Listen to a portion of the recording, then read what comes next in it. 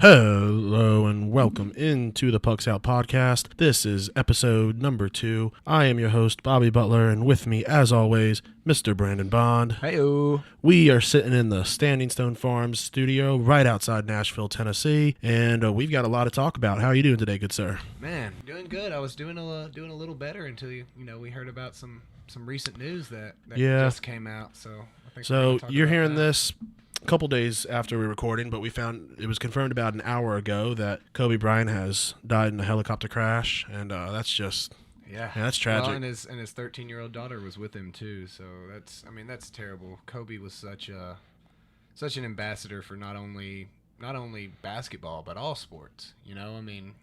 It's what you say when you're shooting up a shot at a beer pong game or throwing something in the trash can. You just naturally yelled Kobe.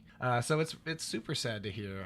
I really not a lot of news out yet about it. I'm sure that we'll get more updates and learn a little bit more about it. But super sad, man. He was a generational player. Multiple generations. He meant a lot to a lot of people. And I'm on the way here. There was reports of star players not knowing if they can play tonight. So, my hope is that they cancel tonight's games. I don't know. I don't know if I think they need to get out there and play and honor him. And, I don't know about canceling games. But, what if there's people in town that came to watch the Lakers play? Well, the Lakers don't play until 2 days against the Clippers. Okay. So you're talking, but so, I don't think you change up everything. And you think they're going to retire his number from the league? I don't know. I would think maybe. Maybe that's something that how many players have their number retired? Wayne Gretzky. Yeah, Wayne Gretzky, the great one. Hold on. According to many people in St. Louis, only one of the great ones. Only one. Which makes me, what Pittsburgh or Boston fan wrote that script? But you know what? That was my thinking until he said that St. Louis is one of the best cities. And I think when he said that, Bobby Orr is now the greatest of all time. You're just disregarding all Wayne Gretzky opinions now. Yeah. Sorry, St. Louis, you're still gonna get it. When you're not in first place, maybe we won't talk about you anymore. We will. We're going to. Anyway, so we've got a lot to cover. We got to move on. But this is episode number 2. Every week we're going to learn some stuff. Last week we had a lot of fun. I hope you guys enjoyed it. But we weren't exactly on brand. Everyone that knows us knows that we talk sports and we drink a lot of beer. That is true. So it would be more beer. It would be disingenuous to you as the fan if we weren't doing what we're known for. What we love. So we're changing things up a little bit. We're going to enjoy a couple cold ones here on set. And what a better way to start a hockey podcast than with some Labatt Blue. Yeah, we're going to normally do cans, but we felt like the inaugural first beer had to be Labatt. Yeah. So we're gonna go ahead and crack these open for you guys. Well, can't even get mine off, Bobby. You'd think I'd already got into it a little bit. All right, man. So that is cold and that is good. It is. Yeah, it's delicious. What are we getting into? We got a bunch of news. We definitely had to push a few things because we wanted to talk a little bit about Kobe Bryant and even being a hockey podcast, but not exclusively one. You loved him, you hated him. He made the game better. Yeah. I remember watching him his last game ever when he dropped 60. This man's about to retire and he's throwing up 60 points in his last ever game. So, but I think we got some trade rumors. So what I'm hearing is maybe Chris Kreider from the New York Rangers going to the Bruins. Chris Kreider's a guy you've been hearing about being on the trade block every year for 3-4 years now. So I think that would be a great addition for the Bruins. Put him on the left side over on Pasta's line, or just for some depth scoring. So I don't know where they would slot him in, but that would be a good get. He's got 32 points this year so far. I think that we talk a little bit about fantasy hockey. Chris Kreider might be a trade target if he goes to the Bruins. Sometimes a trade will devalue a guy a little bit, but even if he gets less minutes, I think that his point scoring opportunity is going to be greater in Boston. Yeah. A little bit later, we'll be giving our opinion on midseason awards, who we think is going to take it. And, I think the Bruins, who a lot of people are thinking might win the Cup, that's going to be a big push for them. That's some great talent to bring in. But speaking of the Bruins, recently the players voted for their accolades. This was the surprise of the weekend for me, Bobby. Mr. Honestly. Brad Marchand voted dirtiest player. I can't believe that. It couldn't have happened to a nicer guy. What do you like the guy? What's your thoughts on him? Man, you know I don't like him, Bobby. I know you're just trying to engage. I know you're trying to engage me for the podcast. It's for the content, It's for bro. the content. But you know how I feel. Any grown man that licks another man's face has instantly lost my respect. So I don't like Brad Marchand. Like he's the way he plays. I'm not a big fan of his style. So to see him win dirtiest player is on brand at least. I mean, at least he knows who he is. You got to give it to the guy. He knows who he is. He knows that he's not trying to change people's opinions on him. He is what he is. No, he is what he is. But I'll tell you, to see him whiff on that penalty shot, it was nice. He's one of the players that I like him. I like his play style. I don't necessarily like the way he does things, but at the same time, hockey is about entertainment. It's about putting butts in seats. It's about getting viewers. Absolutely. And what else better than having a great heel? Having somebody who, it's easy to get people to like a player. It's hard to get a lot of fans to hate one player. Sure. Well, and it's one thing, you got guys like Patrick Kane who people hate and he doesn't want to be hated. He tries to be out there and and he's a nice enough guy. Brad Marchand, he knows what he is. Yeah. He leans into it and you know what? He puts butts in seats. People, and he gets people off their game. Yeah, and that's the biggest thing. I mean, that's so absolutely I can see, being a Bruins fan and you may not have to like him personally, but you can't deny what the man does for your team. And he's talented. He's not just out there getting on his skin. I mean, being able to do what he does and then still put up goals, that's going to piss a lot of people off. Yeah, absolutely. I mean, we're not even sitting here. I bet you he doesn't get voted dirtiest player if he was just some scrub in the league. I mean, so there's a certain thing to say about a guy that's actually good at hockey that will lick your face, given the opportunity. You get too close, he's gonna take a big swipe at you. But yeah, so I mean, that's very on brand for Mr. Marchand. I think that Tkachuk is going to be coming for him someday, though. Matthew, not Brady. Yeah. So let's get into a little bit outside the news. I think we wanted to discuss the surging Pittsburgh Penguins. Yeah, they. And it's not just like years before. Their injuries. They've taken a lot of injuries this year. Mm-hmm. I think I've got it here. The notable injuries this year. They've got Brian Damulin.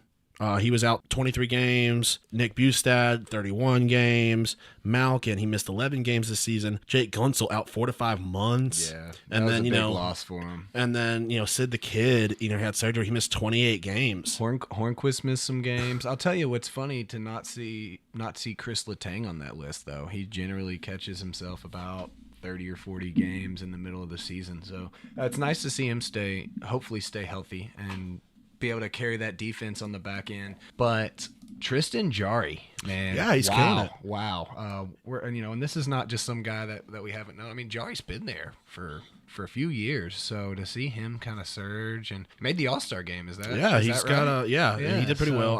Unfortunately I haven't had a chance to sit down. I watched the skills competition. Right. I've got it recorded at home. I'm going to sit down and watch it. He's got, this season, he's got 23 games started, 16 wins, 11 losses. He's got a goal against of 2.16, 929 save percentage, 3 shutouts. He's a solid young guy. Yeah, absolutely. I mean, and it's, you wonder if Matt Murray's time might be coming to a close there in Pittsburgh because Jarry has stepped up so much. But it's also real nice to have, a Stanley Cup winning goalie and then a goalie playing like a Stanley Cup winning goalie on your side. Yeah. And score some goalie depth for sure. And something we don't see a lot, at least when they were making the cup runs, is the defensive mastery going on there right now. Yeah. They're ranking 6th in shots against, 2nd in slot shots against, 1st in cycle changes against, and 1st in rush chances against. So that just goes to show they're not just relying on the scoring of their forwards, right, of their which top they two for lines. the longest time that was where they were getting their Malkin and Crosby, just making sure they're scoring points and staying ahead. Yeah, I mean, that's not something we've seen from their cup winning team, so it'll be interesting. I mean, hard to keep Malkin and Crosby from lifting that cup, isn't it? That's something I'm worried about as the Bruins or the Lightning.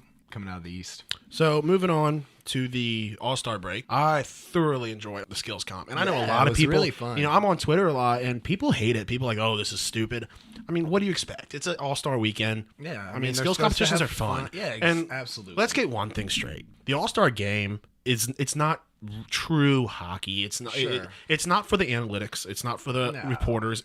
It's a weekend for the players to have fun, and most of all, to put eyes on the NHL and get kids involved. On the fans to have fun. Like, you go out there and Yeah. you watch some 3-on-3 hockey. I mean, the game, goal scoring of those 3 games that they played. I mean, they're so ridiculous because these guys, when they're just going around and shooting and trying to do crazy stuff, I mean, these guys we get to see about half of what they do on the ice because of the situation they're in. Again, they're playing team hockey, and there's 5 other guys out there trying to take your head off. So when you get out there to the All-Star game and it's just fun, and you don't have to worry about Kachuk coming in and trying to slash your legs off and give you a fringe clean hit to bring back last week. It makes it an enjoyable experience. Again, it's not to have great regular season hockey play. You know, I mean, it is, like you said, to showcase some talents of these guys and give them their St. Louis vacation mid-year. You know? Yeah, and you know, it was great to see Connor McDavid knocked off from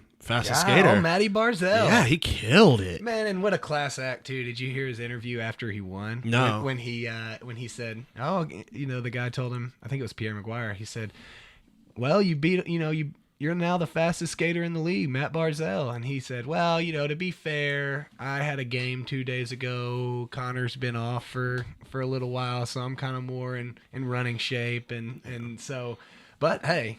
Hats off to him. It was nice. I was happy to see it. I kind of wish they would move that event towards the end. Let Yeah. them, that way you got some blood flowing from the other events. Sure. They didn't get a lot of time to warm up for any event from Yeah. what I've heard. I wish they would have given them a little more time to get ready and warm up. So, but we talked it last week about being what we were most excited about. How about that women's 3-on-3? That was so exciting. That was awesome. Canada took down the U.S., but it was fun to watch. Hillary Knight getting a goal, and the Canadian goalie just went off. I mean, Yeah.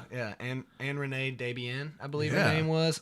Can we get her to Nashville, yeah. bud? I think we found Pekka's replacement. John Hines can solve a little bit of his goalie woes, but everybody out there, I mean, they were flying around. Those breakaways, they were laying hits. laying big hits. Those breakaways were great. The goalies played great. I loved it, man. I wish it wasn't running clock, to be honest. No, honestly, I think they need should to give them. I think it should be next year. Should be the marquee event. What I think next year is in between the divisional showdowns for the men's before it goes down to the final. Oh, have yeah. them play, because I get it. You want to sandwich it in between something to get eyes on, and that's a great idea. Yeah, it was good. But give them some more time. That way, they can do more time with the skills comp, and that way on Saturday night, you've got all the eyes there. And also, they got to figure out the issue. They can't be sharing a locker room. Right. I mean, give them more time. No running clock. Well, and those goalies didn't get a lot of time to warm up. I mean, Debian was saying, my groins and my legs are really hurting. They need to Zamboni the ice between the periods. I mean, it was awesome. I don't know what the general consensus on it is, but I think that, I mean, if people liked it, enjoyed it as much as we did, Bobby, then I mean, that's something you got to highlight. From what I've do seen on Twitter, people did enjoy it. Even people who weren't super excited for it ended up really liking it. Yeah, because it was great. And you had mentioned to me that you wish they were wearing their national jerseys. Yeah, and then you brought up a really good point. Them wearing the NHL crest is great. It shows that the NHL's getting behind them, which needs to have more. They're all stars. Yeah, that was exactly my point. So I just wanted to highlight to you. I mean, obviously it's awesome to see them in their national jerseys, but this is the All-Star weekend, man. These girls deserved an All-Star jersey, and they get to.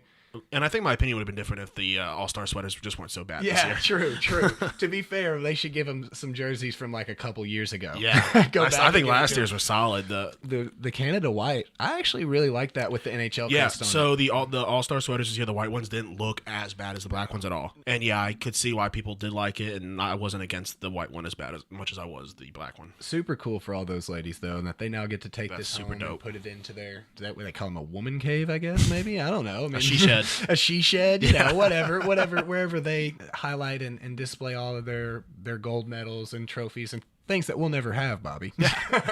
So I thought it was super cool that they got their own all-star jerseys because they were all-stars. That was the most in my exciting defense, part I do own the fraternity record for keg stands, so I kind of know what it feels like to be an Olympic gold medalist. I would put it on par. Yeah, You're close. You're close. But it was only for one chapter though. So True. you don't. We're gonna get you into national competition. Over 2 minute keg stand, I think competes with most chapters. Most chapters, but we don't know. What was your favorite external from the women's game? What was your favorite skills event? What did you enjoy?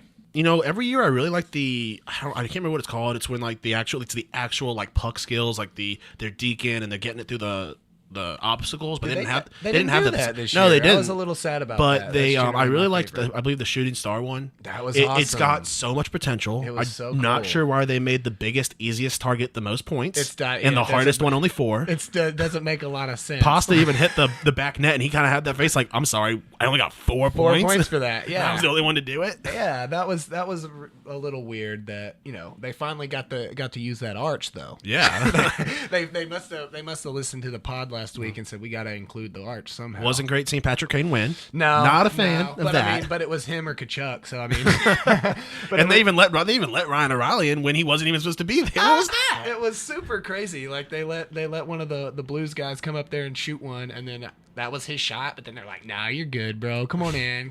Yeah. I don't know if they know how celebrity I mean, it's pretty like it's beer pong rules. If you let a celebrity shot, is your shot. That was your shot. If he misses, you don't get to say, "Oh, I get my shot again." But we talked about it. I think that was something that I wish they would have just let everybody do. I could have watched that. I could have watched that for another hour, man. Yeah, because awesome. I definitely think that like Roman Yossi could have been solid at that. I'm really sad I didn't read that article you sent me earlier, so I knew about it a little earlier. So, but it was that was a really cool event. It was really cool to see Shea Weber come back and win the hardest shot competition too. 106 miles an hour. Imagine getting popped on the leg with that bad boy. So does that mean it's official? The Preds lost that trade deal? I mean, honestly, Subban's floating off in New Jersey. They're ruining him there. So, but in our defense, Seth Jones only shot a 0, so we definitely won that trade deal. that first shot that didn't register, I said, "Man, 0. That's not good, Seth. How did that even happen?" So it was good to see the hardest shot that Shea Weber won, and what a weird accuracy. I mean, that was super cool how they did the accuracy challenge. How did Jacob Slavin win that? The defender for the Carolina. I mean, even he was surprised. He was like, maybe? What I want to know is they're trying to get all this technology involved.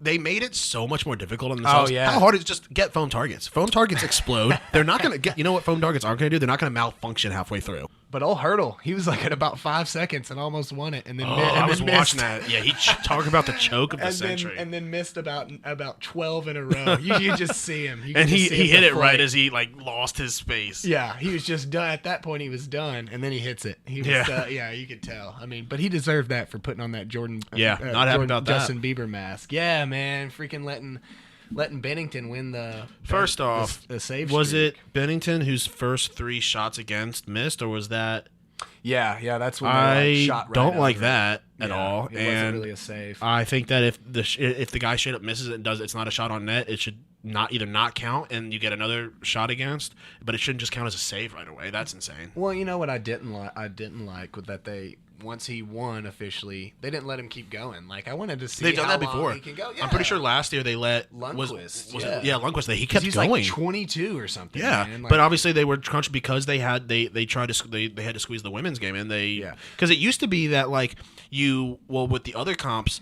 there would be multiple rounds. Yeah. Well, and they usually did it on like Saturday during the day. Right. Yeah. That's what I think this is the first time in a while that I've seen them do it on like a Friday. I think it was always the day before. Yeah, but I think they usually did the game on Sunday. Yeah. Because I remember sitting around with the folks and watching that skills competition on a Saturday. We're hanging out, having some beers, drinking. Time for beer number 2. Beer number 2.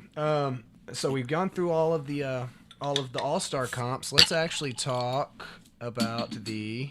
Oh, we never even talked about who actually won the women's. Canada won 2-1. I brought that up. Okay. Well, again, Bobby, you got to remember, I don't listen to anything you say, so you got to write it down for me. So Metro Atlantic, the first game was 9-5 Atlantic, and destroyed you on that, Bob. Yeah. So you destroyed me this whole weekend. Yeah, man. That was I really did. Not great, Bob. Not great, Bob. That's true. So Pacific was 10-5 Pacific. So go me. That's 2 for 2. And so I was out and about last night, and the Atlantic were up like 4-1 on the Pacific. And I said, I'm about to sweep Bobby. I'm about to destroy this guy.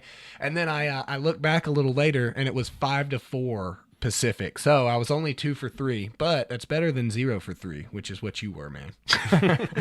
So that was fun to kind of not be able to watch that. I'm gonna go back and try to watch them and try to see what's up. But again, we talked about, I got to see the event that I wanted to see this weekend with the U.S. and Canada. So all right. So normally at this time we would be going through our games of the week, and I'd be destroying you as usual. And we'll explain the way that works next week when we get to that. With the All-Star break, things are a little bit hectic right now. But in lieu of that, we'll be talking our mid-season awards and trophies. Now we didn't sit down and discuss these together. We have no consensus.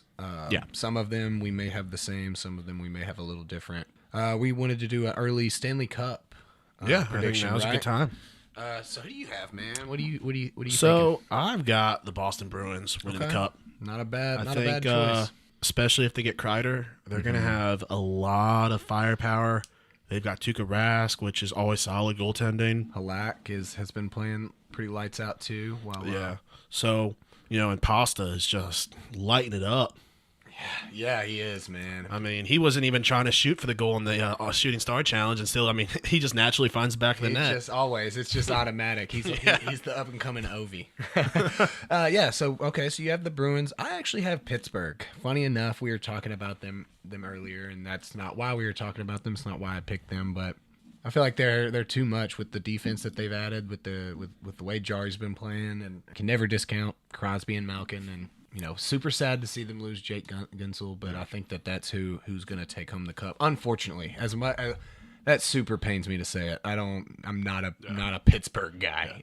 My midseason Hart Memorial Trophy winner is Nathan MacKinnon. I mean, guy's tearing it up. He had Rantanen and Landeskog out for a small period of time earlier in the season, and he basically just went to all those guys and picked them up and put them on his back, and he carried them and. They're sitting at second in the Central right now. So it's great. When I think of a Hart Trophy, and that's who I've got Nathan MacKinnon as well. Okay. I think of Taylor Hall from a couple years ago. Yeah. Where your team is in the playoff race, and it's because of you. Yes. It's not just you're on a really that's why I don't count Pasta. They've got so many good players on there. Now to be fair though, Pasta could win it because he is. I mean, he's lights dominating. out. But I agree with you, and that's why I have MacKinnon as well. It's more of a. Who's more valuable to their team? It's MacKinnon is more valuable to Colorado than Pasta is. Talking about Boston. Colorado, let's move on to the Calder. I've got Mr. Cale Makar. Okay, and the Calder, for those of you that don't know, is for the rookie of the year, essentially. So you said you have Cale Makar. I actually have another young defenseman, Quinn Hughes, up in Vancouver. Both are solid. Yeah, they've both been having a really good year and been great additions to their team. I mean, Vancouver's looking real strong in the Pacific. Moving on to the Vezina Trophy, which is the best goalie of the year. Who do you have winning the Vezina? So this was hard because all three of the guys I wanted to choose from, I didn't want to pick any of them. So that's why, I mean, I even had to ask myself, I was like, how is Robin Leonard doing this year? And I was like, that's not worthy. Not good enough. So I've got Ben Bishop, only because I will never let Jordan Binnington win in my mind. Unfortunately, I put aside my thoughts and feelings, and I do think that Jordan Binnington's going to win the Vezina. Unfortunately, however, I think that Miss Anne Renee Desbiens is going to give him a run for his money. So hopefully she can get in there and win the Vezina and take it out from under him. I think we're going to move on to the Defensive Player of the Year trophy, the Norris Trophy, and I think that we both kind of landed on the same. guy here. And I tried to put my my Homer feeling to the side, but I just can't, man. I think Mr. Roman Josi, with the struggles that the Preds are having in goaltending and just overall, he's putting the team on his back right now, and he deserves every bit of that C on his chest. I agree with that as well, but I don't think that there's any way that you can tell me that John Carlson up in Washington isn't the front runner right now. I think he 100% is. Now, absolutely, what can happen is and make you correct is how does John Hines handle the Preds and take them moving forward? Yeah. Because like you said, I honestly believe that Yossi's probably playing better than John Carlson. But again, the support system around Carlson right now is sure, but you're not winning games. Then the guy on the team that is winning a lot and doing a lot on defense, I feel like deserves that Norris a little more. Because let's be honest, I mean, John Carlson is lights out right now, but he's on a team with TJ Oshie and Alex Ovechkin. Yeah, true. Which takes a lot of attention off him. True. Right now everyone's watching Yossi. Now, yeah, he's got Philip Forsberg. But it's Defensive Player of the Year, so, I mean, it doesn't matter if you got guys up there scoring goals for you if you're killing it. Yeah, but let's be honest. The NHL, they look a lot at how many, like, a defensive man who has a lot of goals. I mean, unfortunately, that becomes I think that should be, like, the second or third most important thing. Yeah. And I think that, I don't have the stats in front of me right now, but I think Roman Yossi's actual defensive stats are a little bit better than John Carlson. His time on ice is a lot higher than Carlson's, I believe. I think he's like skating like 23 minutes a game or something. So now, before we move on, usually with games of the week, we will tally points for each game you get right. So that's what we'll do for this. We'll track down who we guessed, and at the end of the season, it'll be 2 points for getting right, no points for getting, and one of these we'll double down on,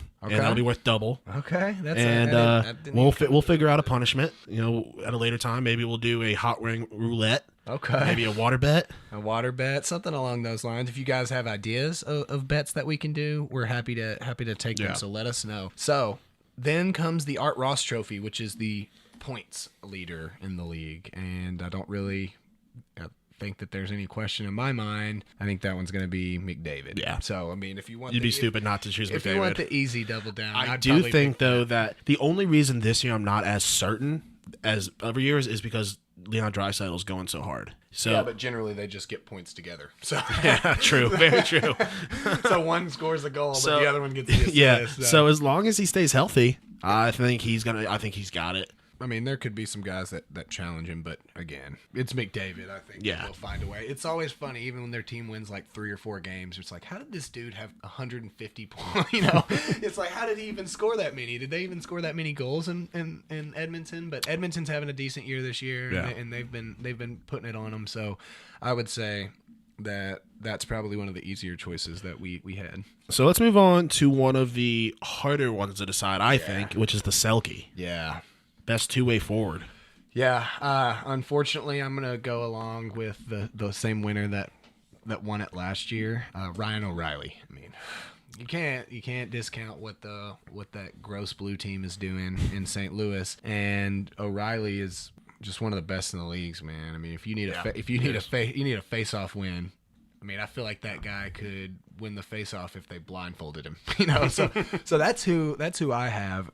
Who do you have winning the Selke this year, man? I'm taking Patrice Bergeron. He's got the titles under his belt for this. Oh yeah. I mean, they used to joke around. Different hockey analysts used to say that this is the Patrice Bergeron Award. So until Kopitar won it a couple years ago from LA, I think he had it locked. So Ryan O'Reilly coming in and kind of giving him a challenge is new in the world of two-way forwards. But I mean, yeah, Bergeron's a good choice, man.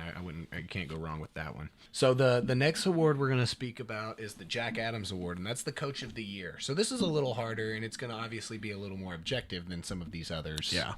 Who I have is Travis Green from Vancouver. I mean, you talk about a team that was bottom of the barrel last year, and they are sitting close to or sitting atop the Pacific right now. Again, the Pacific's so close they could have slid down to 5th place with one loss. But I like what he's doing up there in Vancouver. So I'm going to go with Travis Green. All right. So for me, my Jack Adams, I've got Mr. John Tortorella. We talked last week about how Columbus isn't the worst. Yeah. And in fact, they're pretty good. They're actually in a playoff spot. Yeah. And so to do what he's doing with the players he has is awesome. And, right now I think that I foresee in the next couple years that Seth Jones is going to have that C, and he's going to be lifting a cup above his head within the next 3 or 4 years. Okay, I mean that's not a bad call. I mean he's looked really good this year. The next award we're going to talk about is the Rocket Richard, and that goes to the one with the most goals in the year. So who do you think is going to score the most goals this year? Yeah, so for me, it's old reliable, the Russian machine, Alex Ovechkin. You basically just picked a Civic. You got to know it's going to be man. there. I mean, we talked about it last week. him over there on Ovi Island. He's just by him. Like, I don't understand teams just leaving him by himself. Well, like, at what point? Like, it's been years. Well, they don't want to. I mean, it's not like Ovi just lets them come up in his space. Like, I don't want to get in Ovi's face. You know what I mean? Yeah. He'll beat the crap out of you. So who I think that is going to take the Rocket Richard home this year is going to be David Pastrnak. He's currently in the goal lead. He's not showing any signs of slowing down. So I don't think that there's any way that, I mean, there's obviously a way that one of the highest goal scorers of all time could come back and beat him. But I think Pasta is playing so well right now that there's no way that Ovechkin's going to come back and catch him. So well, I mean, in the last couple of games before the break, I think Ovi had 2 hatties in 4 games or something like that. Yeah, I mean, it ruined my original test episode game pick. So yeah, I don't like bringing it back up. I mean, at any minute he could go off and score like 15 goals in a 7-day period. So it wouldn't be surprising. It's the one guy on the list that if he comes back and he wins this Rocket Richard, I'm gonna kick myself in the head because why don't you pick Ovechkin? In fact, I'm so confident I'm gonna double down on Ovi's Rocket Richard. So you're doubling down on the Rocket Richard, okay? But we have one more award to discuss, and this one is a little strange. The GM of the Year award. Who do you have winning the GM of the Year? It's so subjective, so it's hard to. So I think that for GM of the Year, it's less about winning. It's more about turning the team around and making those great decisions in the offseason and early in the season. And for me, and I hope I'm pronouncing it right, is John Chayka of Arizona. Okay. Bringing in Taylor Hall, being in a playoff spot is, above all else, really solid. That's what you're there for. Yeah, that's your job. Your job, the GM's job is to bring players in, make coaching changes if they have to. Mm-hmm. It's not to make on-ice decisions. So my GM of the Year that I have is also a difficult pronunciation. Jarmo Kekalainen, the GM for the Blue Jackets. So you took the coach of the Blue Jackets. Yeah. I think that even kind of going back into what he did last year, he's done such a good job of keeping this team afloat. Yeah. After losing a lot of the guys that they lost. So now I have not doubled down on anything yet, but I think I'm going to double down on Nathan MacKinnon winning the Hart Trophy. That guy's so good. He really feels like they can win a cup this year. He's come out and said, he's like, you say you're going to win the Stanley Cup every year, but sometimes in the back of your mind you don't really believe it. So you're just shooting for that one extra point with that because we both picked him. Yeah, exactly. So if we tie up on it, if he wins, if I miss, there goes my double. Do we want to do that? If you lose a double down, you lose a point. Okay. That way, it's really a 3-point swing. Yeah, absolutely. That sounds like it'll work. So I will stick with my pick. I'm not gonna shy away from it because I'm obviously gonna. Yeah, I think that's a lock in. I'm gonna dominate you, so I'm not even worried about it. Let's move. Okay, so we've talked a whole lot of NHL today, and we're pretty hockey based, so that's going to be what a lot of what we talk about. But we got lots of stuff going on. Much outside the NHL right now. So. We had to cut a bunch of stuff that we really wanted to talk about, but just due to time. I mean, there's only so long that people can listen to us blab about stuff, right, Bobby? So, the first thing outside the NHL we wanted to get into was there's another arrest warrant out for the notorious AB. Technically, it's no longer out because he turned himself in. Since we wrote the doc, Antonio Brown has turned himself in. He is no longer on the run from the law. I just want to go on the record. I feel really bad for Antonio Brown. To put it nicely, Vontaze Burfict ruined that man's career. Yeah. He has ruined that man's life. And a lot of people want to make fun of AB, but I'm still going to. Yeah. No. Well, this is a comedy podcast. We're going to make fun of him. But we need to go on record of saying that the man is obviously suffering from CTE. Yeah. Vontaze Burfict ruined that man's career. He had the potential to be the greatest wide receiver of all time, I believe. I agree with that. He was dominant. And let's be honest, he had Ben Roethlisberger throwing to him. So that speaks a lot to his talent. It's hard to not be the worst guy on the team with Ben Roethlisberger, but he may have done some stuff. So basically, the arrest warrant was for he moved from California to Florida, and he had a moving company do it, obviously. So when he got there, the moving company got there, he owed them like $3,000 because moving stuff from California to Florida. That's a long trip. A lot of probably has a lot of stuff. And so he refused to pay them. So the guy leaves and says he's not giving them their stuff, but the company told him he had to go back. So he went, the moving truck guy went back, and AB and his trainer get him out of the truck, work him over, steal the keys, take all the stuff, just beat him up.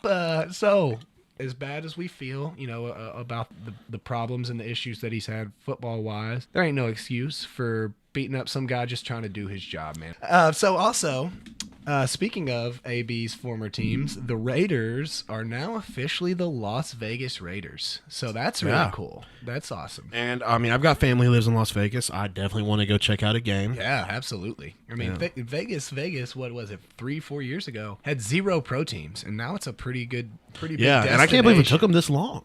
That's so weird. Yeah, I mean, I think that it was a lot of the viewpoint on Las Vegas, the debauchery, the gambling, is this a city, will it work? And my thought and everyone knows was, that there is never any form of debauchery in pro sports. Nothing ever crazy happens in pro sport, and especially in Oakland. It's a very safe town that it's just by the books and it's clean and it's nice. So yeah, but I mean, I absolutely agree with you, but people don't always make sense in their thought processes. So I'm glad to see that the Raiders are in Vegas now. All right, so moving on. It is the biggest game in pro sports in North America coming up. We've got Kansas City Chiefs versus San Francisco 49ers down in Miami. Yeah. Got some money on some Super Bowl squares. We talked about not having really any dog in the fight. Yeah. So that's, we're not Michael Vick. So no dog in this fight. Well, hopefully PETA doesn't listen to this podcast because we might be on like a list or something. They might be waiting outside with like some red paint. I guarantee you we have been put on plenty of lists in our lives. There is, yes, yeah. Thank goodness we're not on a no-fly list yet. Okay, so you just told me you don't know who's performing the halftime show. J-Lo? It's J-Lo and Shakira. Cool. Yeah. I mean, I'm actually really excited for the halftime show. Well, my cool was super sarcastic. Yeah, no, but mine's serious. I mean, really, but the reason I'm so excited is I may be hoping for like a Janet Jackson situation. I'm with you on that. See? You see what I'm saying? Normally, halftime, we don't watch that anyway. So I do. I don't. Man. I don't care about it. I mean, I was watching the Janet Jackson JT thing, but that's because of my massive love for Justin Timberlake. By halftime, I'm usually in a physical state, either by alcohol or food or other substances. You just can't move. I do not want to leave the couch.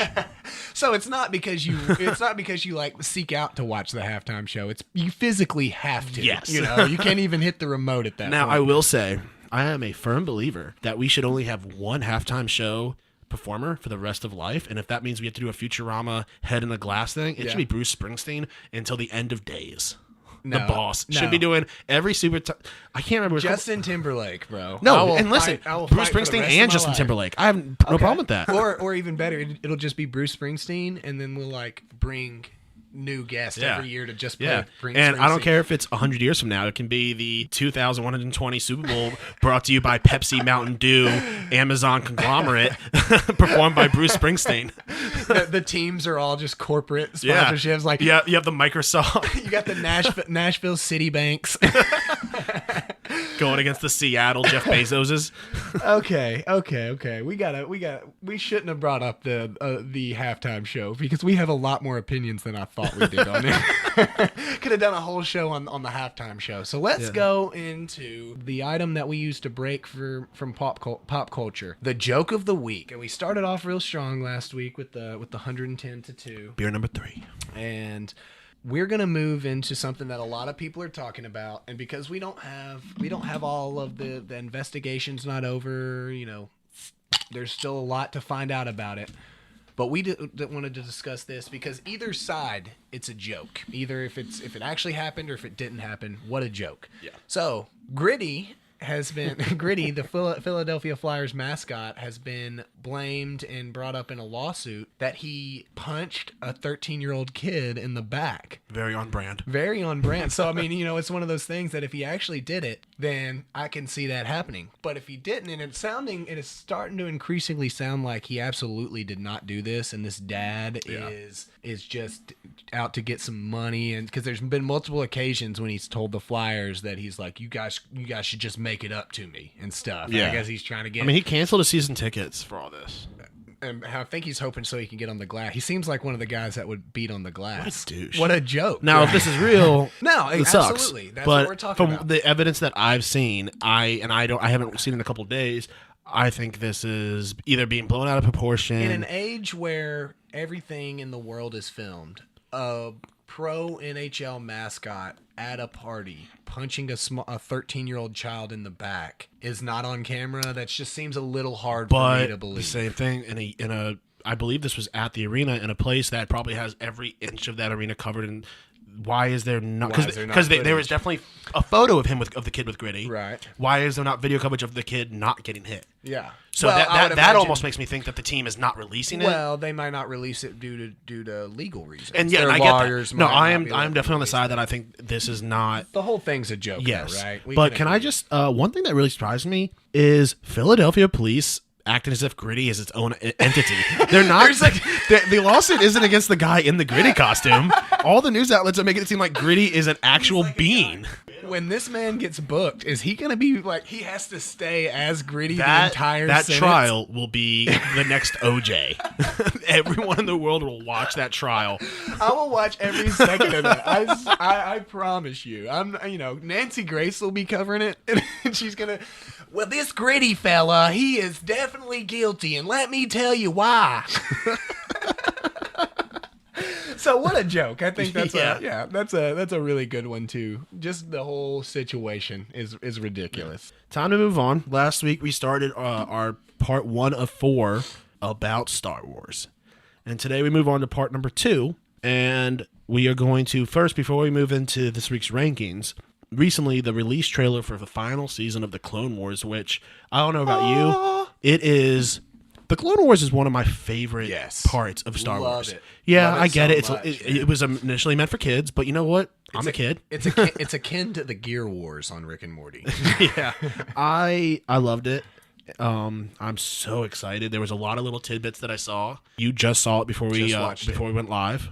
Just watched it, and it was awesome. I mean, Ahsoka Tano. And that's funny. That's a name that not a lot of Star Wars fans are gonna know. So to be able to get to see a little bit more of her story, and I believe it's kind of transitioning into Revenge of the Sith type era. So you get to see a little bit more of the finishing parts of it. So obviously we'll discuss that when it comes out. I think it's coming out next month.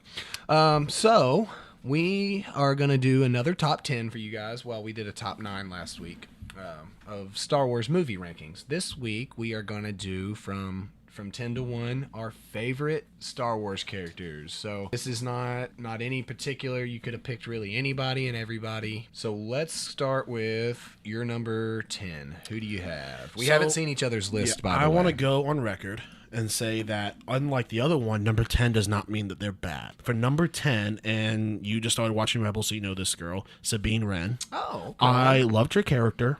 She's is multidimensional. She's a badass. A Mandalorian. Also. Yeah, Mando. So she's awesome. I don't want to get too much into spoilers for those that haven't seen Rebels, but she is her own woman. She's not trying to be someone else. At this point in the timeline of Star Wars, it's about survival. She's good at what she does. Okay, so my number 10 is actually Luke Skywalker. I love Luke, but there's so many folks that I enjoyed and liked more. Again, you didn't get to see a whole lot of in-depth into Luke Skywalker's story.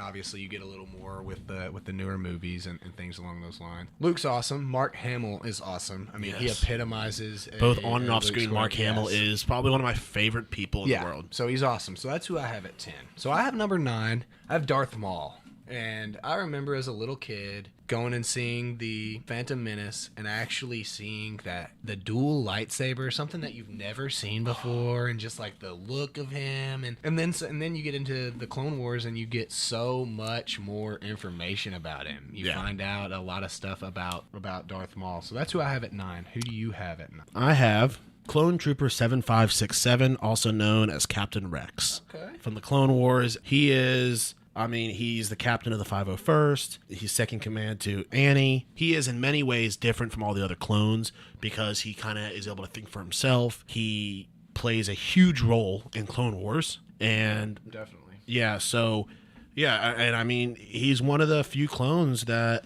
I really liked throughout Clone Wars. Mm-hmm. All right, so moving on to my number 8, and I think you're going to like this one, is Mr. Plo Koon. Mm-hmm. He was the one who found Ahsoka Tano. He's a member of the High Council. He is known by many as probably the second best fighter pilot behind Annie. Mm-hmm. And, he's just an overall awesome Jedi. Yeah, there's some thought process that his species, one of those could be a Knights of Ren. Have you heard of that? I haven't, but that sounds really cool. Yeah. But now that I'm looking at his picture right now, and the mask definitely looks like it could be part of the Knights of Ren mask. Right. So my number 8 is Obi-Wan Kenobi. You get to meet him early on in the original trilogy. Then you get so much more from Ewan McGregor playing him in the prequel trilogy, and then you get so much from the character in Clone Wars as well. So I loved Obi-Wan. I thought that he had a good head on his shoulders. He was good at reasoning and good at talking to the council, and there were so many cultish like features in the Jedi. Hello there. Yeah, hello there. Yeah, so many cultish like features with the Jedi, and I think he did a good job of kind of maintaining that and maintaining Anakin Skywalker. So that's who I have at number 8. Number 7, I'm gonna move into Yoda. Obviously, Yoda was awesome in the original trilogy, but seeing him fight in Clone Wars and Revenge of the Sith and man, what a dope character! And so it's really cool to get to see a new baby Yoda, kind of growing up and how their species ages so differently. My number 7 now. I think this will come to a surprise to a lot of people. I think this person doesn't make a lot of people's top 10. Oh, it might, but is Mr. Poe Dameron from the really? From the new trilogy. Okay. He's great for just being a plot device. It's also while it's not canon and it hasn't been stated, it's good to see LGBTQ plus representation on screen, and it is fairly obvious that he fell within that. And even the actor himself said that he thought for sure that him and Finn were going to have a romantic relationship, and I was like, cool, man, like that seems a lot more natural than the romantic relationship we got at the end of the trilogy. Yeah. So as far as to get onto my list, you basically had to have a lightsaber. There was nobody on my list that didn't have one, because I mean, again, you can get guys that shoot things in literally every genre of movie. So my number 6 is actually Ahsoka Tano, who you had as an honorable mention. Yeah. I loved Ahsoka. I do too. Yeah, no, I'm not saying you don't, but I loved her a whole lot, obviously, to put her at my number 6. So Ahsoka is actually, and a lot of people probably won't know about this unless you got into the Clone Wars, but Ahsoka Tano was Anakin Skywalker's Padawan. So you don't really get to see her in any of the original movies, which is really sad and very unfortunate. But she has such a cool story too, and the way she goes, and she ends up dual lightsabering, which is super cool to me. So so I have Ahsoka Tano at 6. So it's my number 6.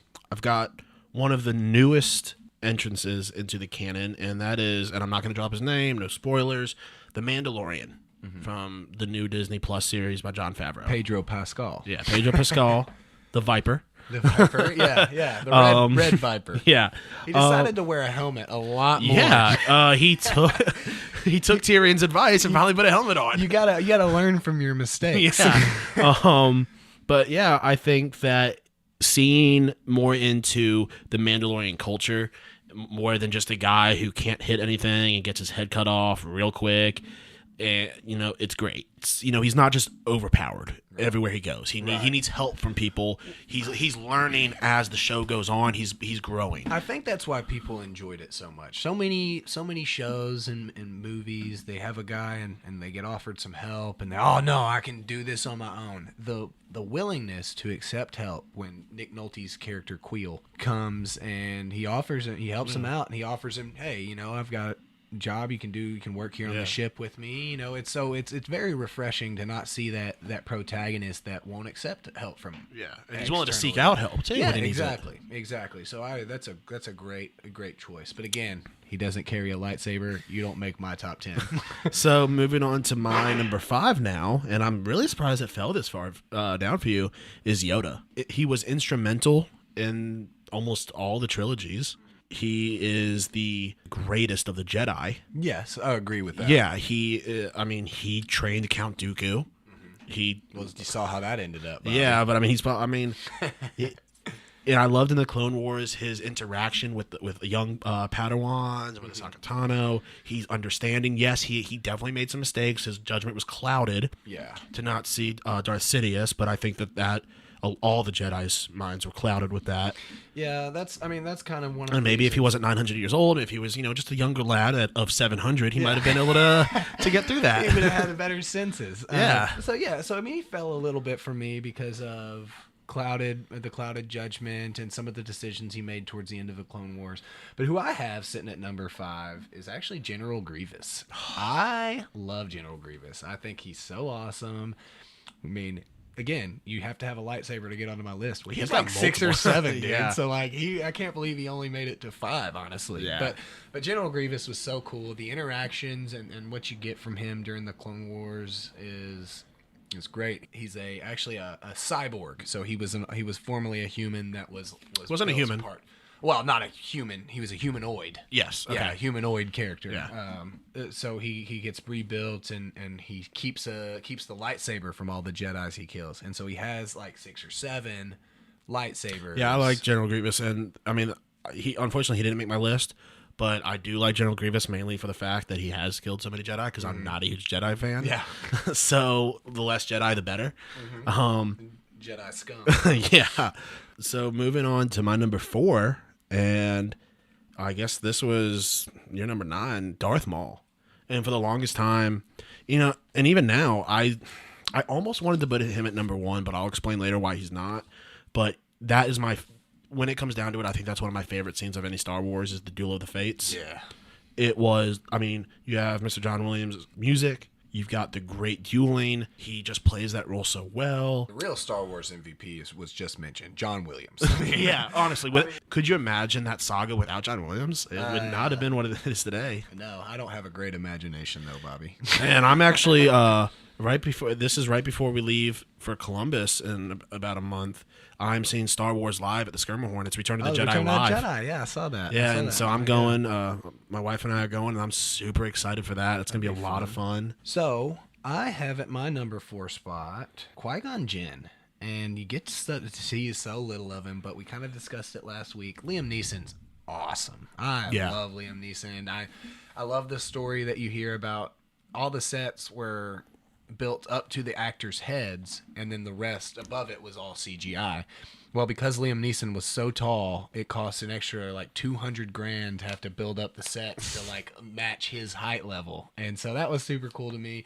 But again, the fight with Darth Maul and the way that he dies is very very sad. I mean, you watch that movie as a little kid, and that's so sad to see, and you get a younger Obi-Wan fighting. So Qui-Gon Jinn is my 4, and moving in to my number 3 was somebody you mentioned a second ago, Count Dooku, or Darth Tyrannus, if you want to go by his Sith name. I loved Count Dooku. I thought he was awesome. I thought that he loved the curved lightsaber that he had. That was one of the coolest things you saw, and like his style was great. We learned from Yoda, and he was, we get to see him go and become a fall to the dark side again. He was pretty rational about it as well. He gave the Jedi plenty of chances. He was probably more akin to a gray Jedi than he was ever a real Jedi. And what I got is that him turning to the dark side was less about wanting to be a Sith, and it was more power. It was political almost. He truly believed in the Separatist movement. Yeah. And the only way he could, fight for the Separatists really was to take on a new master on the dark side. When the way he viewed it, he was, both sides were sending people to war, to die and fight and die. Yeah. But the Jedi almost had this fake sense of, we're doing the right thing. We're the peacekeepers. Yeah. But self-claimed peacekeepers. Are you the peacekeepers? Yeah, and that's a discussion we'll get in either part 3 or part 4 about our true feelings about one side or the other, and we'll debate that. But moving on to my number 3. And honestly, this is more of like an honorary number 3. I think that without this character, we wouldn't have the saga. That's Luke Skywalker.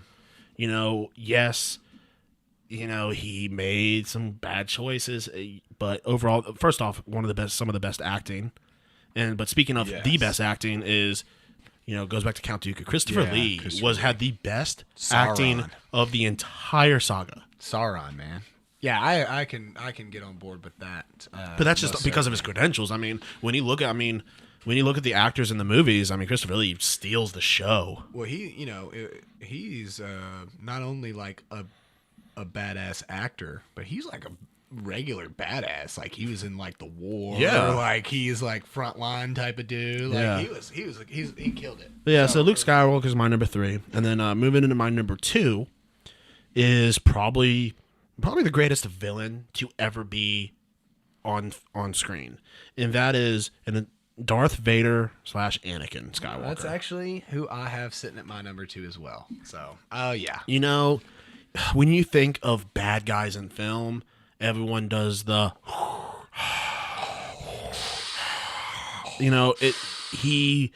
I remember like the other day on Twitter, someone said, when you think of Star Wars, what scene do you imagine? I remember it's number sound. 1. Well, when I think of a scene, I think of, Vader coming onto the ship on A New Hope. Yeah, Vader coming on in New Hope, and you are part of the Rebel Alliance and a spy. Take them away. That's one of those things that you watch Star Wars, you don't watch Star Wars. Everybody on Earth has sat into a fan and said, "Luke, I am your father." Yeah. That's why I have him at number 3 or number 2 as well. Honestly, we have Darth Vader, Anakin Skywalker. I honestly felt like we could have separated them into 2 separate characters. Yeah. They are the same but different. But I have them at number 2, and just being able to, it's actually the complete package, because you get to see him on one side, see his fall from grace and become the Darth Vader we know and love today. So that's who I have at number 2 as well. So I'm really intrigued to see who you have as your number 1. I was certain that was going to be your number 1. My number 1 is Mace Windu. I loved Mace Windu. The purple lightsaber. I mean, you can't argue with his skill set, with his vapid fighting style. He beat Sidious, a guy that killed 3 Jedi pretty much right off the bat, and he actually beat him. And if it weren't for Anakin Skywalker / Darth Vader, then he would have killed him. He would have killed him, and that's mainly because of the fighting styles. Yeah. I mean, and we can talk about that. We'll talk about that a lot later, probably. Probably not. So my number 1, and I'm so happy that he got made canon in the Clone Wars. Mm-hmm. He was the founder of the Rule of 2, and that is Mr. Darth Bane. Oh, I thought you were gonna say Jar Jar Binks. Actually, many people don't know Jar Jar Binks is actually a Sith Master now. He was the. But no, so I read the Darth Bane trilogy, and it was some of the best extended universe, and I was like, all right, cool. But then we decided this was going to be canon, and then I remembered, oh, wait, technically Darth Bane is canon from the Clone Wars. Can I ask you a quick question? Yeah. Have you heard the tragedy of Darth Plagueis the Wise? It's not something the Jedi would tell you. Right. Well, that's what I'm going to tell you. But yeah, so he was the founder of Rule of 2. He had a lifelong goal of defeating the Jedi, which was finally brought to fruition through Darth Sidious. Well, the Rule of 2 was really just a working title. I mean, there was always generally more than 2. So originally Darth Bane, and I only know this because I read the books. He realized that there was so much infighting, because at one point there was thousands of Siths and thousands of Jedi fighting against the war. An army of darkness versus an army of light, and they both sides were just destroying the universe and the galaxy. So he realized that in order for the Sith to succeed, there had to be 2. One to harness the power and one to crave it. And it's a really weird, power dynamic, because the Rule of 2 essentially says, when you get strong enough, you kill him. Gotta kill him, yeah. It's like you're training the guy that's gonna murder you. Definitely go read the Darth Bane trilogy. He is, in my opinion, the best that the Sith have. I have some honorable mentions. Han, obviously. Solo, obviously. But no Saber. No Saber, so he couldn't make the list. It was impossible. Chewbacca, obviously. Solid. But no Saber. Lando Calrissian. No Saber, obviously, honorable mention. But Savage Opress, too, Darth Maul's older brother. Yeah. That was awesome. And you don't get to see a lot of him. So Yeah, and I liked that arc. arc from the Clone Wars. I loved the Night Sister arc. Yeah, as a it whole. was super cool. And Me too. I think that spoiler alert for people who haven't watched the Clone Wars. The new season's gonna go crazy because Darth Maul has nothing to lose. His brother's dead. The Night Sisters are dead. He has nothing to lose. He is about to go all out. Gonna go balls to the wall. Yeah. All right. So we have just finished up our pop culture section. We're gonna move into what are you binging, and that's gonna be what we're binging drink wise and what we're binging show wise. So, Bobby, why don't you start us off this week? So this is a new release on Netflix that my wife and I actually watched. It's the 2020 Netflix version of Dracula. Really good acting. It was a BBC show. Really entertaining. A new dynamic on the take of Dracula. Mm-hmm. When you watch it, it's a little bit confusing at times as far as the timeline goes. Definitely go watch that. It's about 1.5 hour episodes, and we started at about 10 o'clock at night, and it was so good we finished the entire series in one night. The thing is, Bobby, this section is called What Are You Binging, not What Have You Binged. Yeah, well, when we wrote this doc, I had finished it the night before, so that was actually the last thing I got to binge because it's been a busy weekend. So what were you drinking at 10:30 at night while you were watching this show? So I actually found this beer recently while I was on a cruise, and it's a Belhaven Scottish Ale. It's a really smooth, dark ale. I guess it falls in the red ale category, but it's very tasty. Mm-hmm. And they actually ran out of it by the end of the cruise and wasn't happy with that. That was probably your fault, man. Yeah, did it to myself. You should have savored it a little more. Yeah. So what I've been binging is Luther, which is also a BBC show. Apparently, we're big on British TV shows these days, man. I don't know why that is, but Luther has Idris Elba, and he's essentially a police officer that deals with like serious and serial crimes, a police detective. And I mean, Idris Elba's awesome. You can't go wrong with that guy. It's a lot like Dracula, where it's not a lot to watch. He's Black Superman. Yeah, I mean, he's awesome. Last week my What Are You Binging show is The Wire. Apparently, I only pick shows with Idris Elba, so I guess I'll have to do The Office next week. But what I've been drinking, I actually got this on Friday night after work. I got a local beer. Tennessee Brew Works have this beer called Hippies and Cowboys IPA. And it's awesome. It looks like a kind of like a mix on the front, like a mix between like a Willie Nelson and like a Vietnam War protester type of guy. It was super good. If you like IPAs, I would definitely recommend it. It's not super heavy. It's very hoppy, so you would hate it, Bobby. Yeah. Maybe I'll order you one next time we go somewhere. So that's what I'm binging. So now let's move in to fan favorite, our favorite, what snaps your stick, where we just get to complain what we do best. We should do a whole show on complaining, man. Maybe we will do Patreon content where we just bitch about things all day. Perfect. I would love that so much. If you know anything about me, you know I love to bitch. So what snaps my stick is we do a sports and a non-sports. My sports answer is just the absolute absurd ridiculousness of NFL challenges these days. They are so absurd. I was watching a game. There was a fumble on the play, and so Matt LaFleur, the coach of the Packers, challenges the call, and it was clear that the guy did fumble, but there was no clear recovery, so they can't give the other team the ball, of which I'm fine with. Okay, I understand that there was no clear recovery. They shouldn't have blown it dead, but whatever. But he challenged the fumble and lost the challenge, even though they said that the ball was fumbled. Why? He was right. Why would he lose a challenge? And that's just one example of many. I mean, these guys... Reffing is going to be something that we can spend a whole segment on talking about alone. So it's getting a little ridiculous. This $1 billion league, put a freaking chip in the ball. I don't understand how we have to spend 35 minutes watching replays and watching something happen over and over again. Do they not have like a guy that's watching every play anyway, really frustrates me that we shouldn't be spending a long time. The guy that makes the wrong call shouldn't get to decide whether he was right or wrong, in my opinion. You know, it should be an independent guy. So that's what's been snapping my stick sports wise. What sports wise is snapping your stick? So, as a Preds fan, as someone who's on Preds Facebook, this is something that comes up a lot, and so we need to settle this now. The person on the hockey team who has the C on their chest, it's not about who's the best player in most cases. Mm-hmm. It's not about who's the most vocal.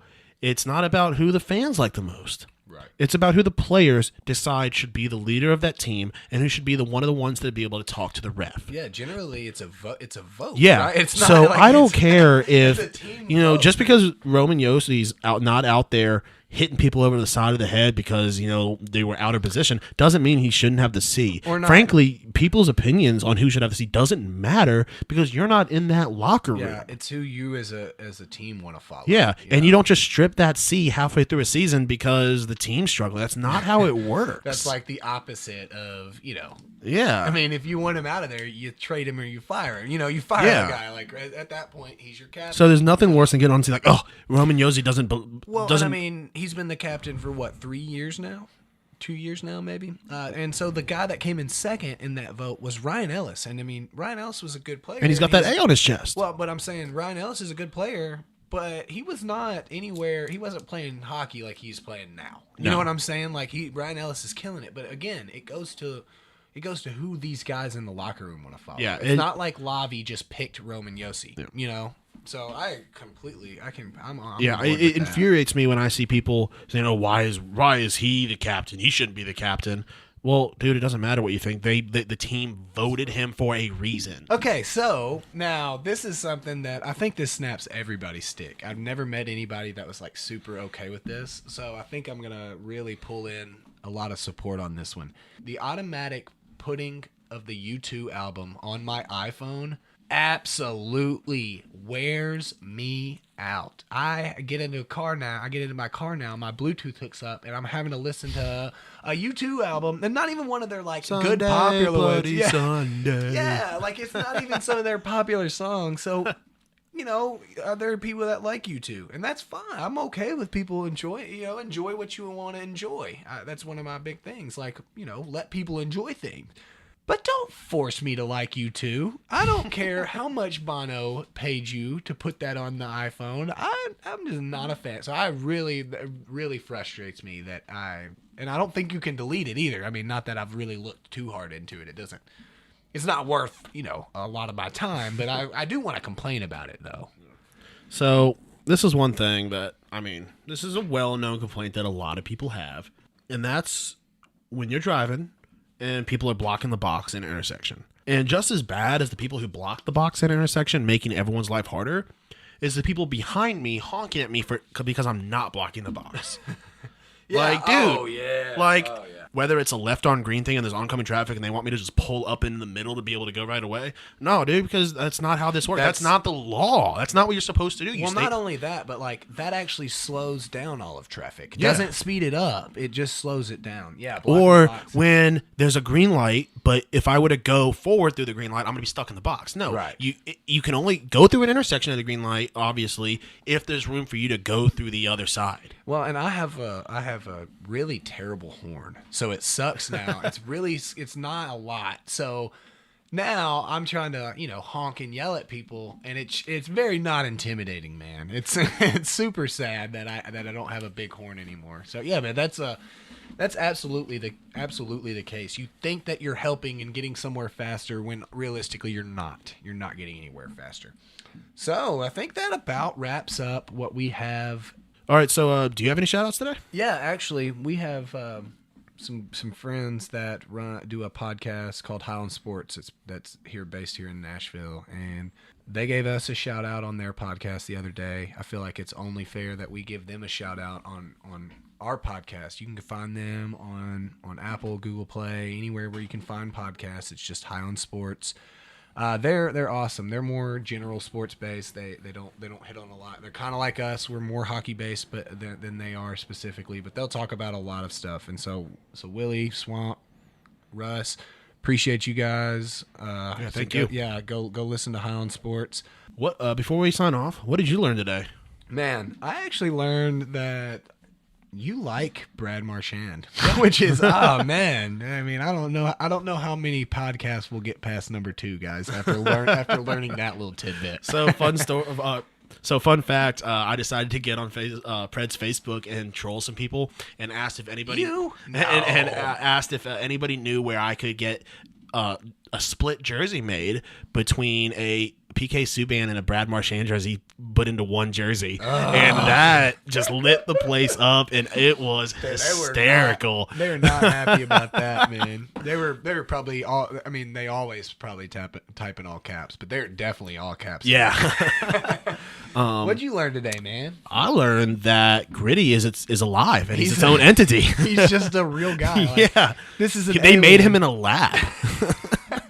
Yeah, I mean, this guy's Gritty's getting investigated. All the stuff that they're talking about is specifically Gritty. So, let's sign off here, man. Let's get out. All right. So, for Brandon Bond, this is Bobby Butler. This has been episode 2 of the Pucks Out podcast, part of the Penalty Box Radio Network. Have a great day, everyone. Peace.